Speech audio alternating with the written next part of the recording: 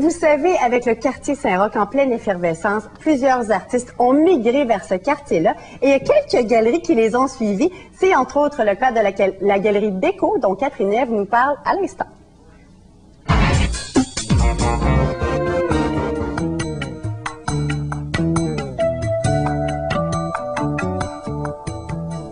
Je me trouve dans une toute nouvelle galerie dans le quartier Saint-Roch, la galerie Béco. Et si ce nom-là vous dit quelque chose, vous n'avez pas la berlue. Effectivement, cette galerie-là a existé pendant près de 20 ans dans le quartier Saint-Jean-Baptiste.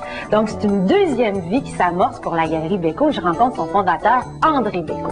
La galerie Béco, ça a commencé par un vouloir donner un lieu aux artistes pour exposer.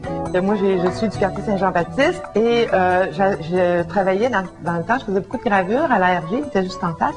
Donc, moi, j'ai pas exposé à la galerie Béco, mais je l'ai fréquentée comme tout le monde, là, pour aller voir les expositions, tout ça. Puis c'est là que j'ai rencontré André. Donc, ça fait très, très, très longtemps qu'on se connaît. J'ai commencé en haut du Fou Bar, qui porte ce nom-là encore aujourd'hui. Et ça a commencé dans mon appartement, mon logement. Alors, c'était intéressant parce qu'il y avait plusieurs gens qui venaient me voir, puis j'étais dans le milieu, puis ça donnait un espace qui était quand même non conventionnel. Je trouvais ça trippant, si on peut dire le mot, là. Une petite galerie, c'est pas une grosse galerie commerciale où ils vendaient beaucoup d'œuvres, là.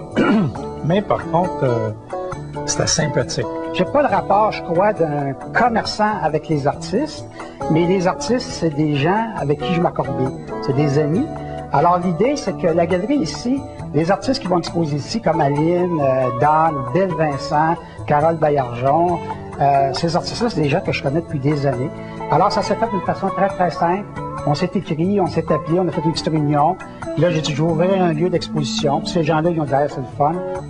Ils sont venus exposer ici pour la première version, si tu veux, de In Vivo. Parce que l'objectif ici, In Vivo, en ce moment, c'est In Vivo, première édition. Ensuite, je vais avoir des expositions solo. Et par la suite, je vais inventer d'autres In Vivo. Ça peut être In Vivo 2, In Vivo 3, In Vivo 4. In Vivo pour dire que l'artiste est vivant. Moi, c'est toujours le papier, hein. Tu sais, Catherine, que comme je suis vraiment, j'aime beaucoup travailler le papier, mais je l'ai travaillé de toutes sortes de façons.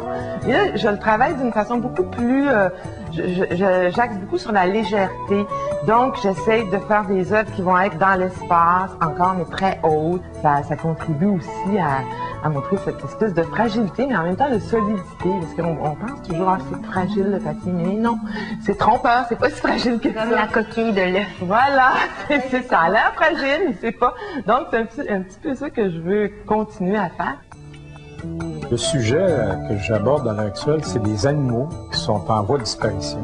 Donc, l'éléphant que vous voyez, moi, j'ai pitié sur les gros animaux comme ça qui sont préhistoriques, puis on commence, à cause d'une déchéance, c'est que on prend les cornes pour les aphrodisiaques, on les prend pour les décorer, pour les dessiner, puis on s'en fout, on tue l'animal. En plus de suivre la migration des artistes vers le quartier Saint-Roch, la nouvelle galerie Béco suivra aussi les tendances. Alors, je suis équipé aussi de faire de la projection. C'est une petite salle qui peut contenir une 50aine de personnes. Et là, tranquillement, mais cet été, je vais faire une exposition de petit format. Les gens peuvent venir ici, déposer leur dossier, proposer leur projet. Ça se veut un endroit ouvert, puis on peut vraiment venir ici sans crainte, là. Oui, puis ce qui est important pour moi, c'est la liberté.